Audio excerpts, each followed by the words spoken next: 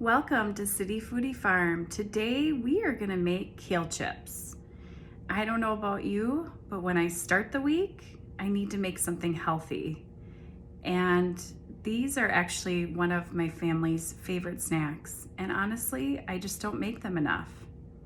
When I do make them, my kids run in the kitchen and gobble them up.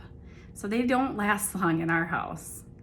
So, I think you'll find that these are actually very easy to make and so delicious.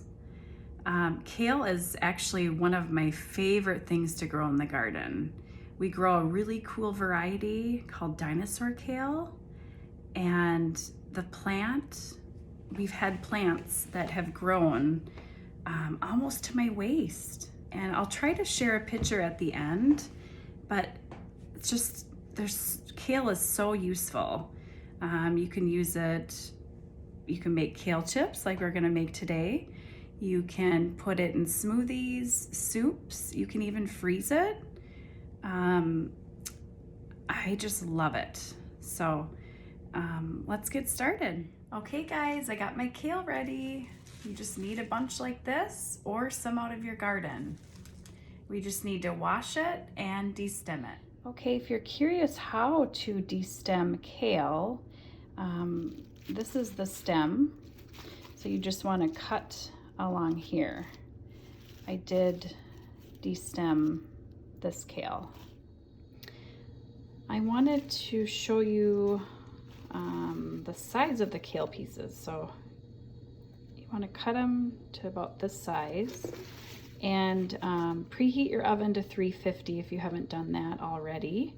Okay, after you have destemmed your kale and cut them into pieces, you'll want to lay them on a cookie sheet.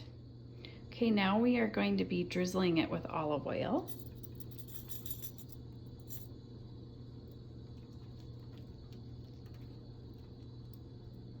And then toss it. And now we're gonna sprinkle with some salt.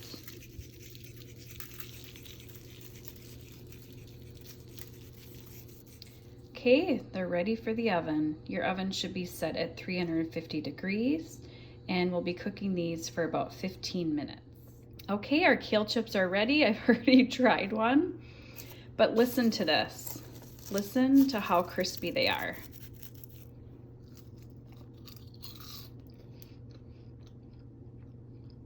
So good.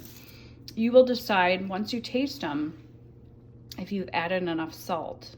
So with your next batch, if you want them saltier, put more salt, or if you don't want as much salt, don't put as much. Let them sit for a little while, and then you can, I usually will put them in a Ziploc bag, but I'm sure you could probably just put them in a bowl and leave them out. And there you have it. Your kale chips are ready. Don't they look delicious?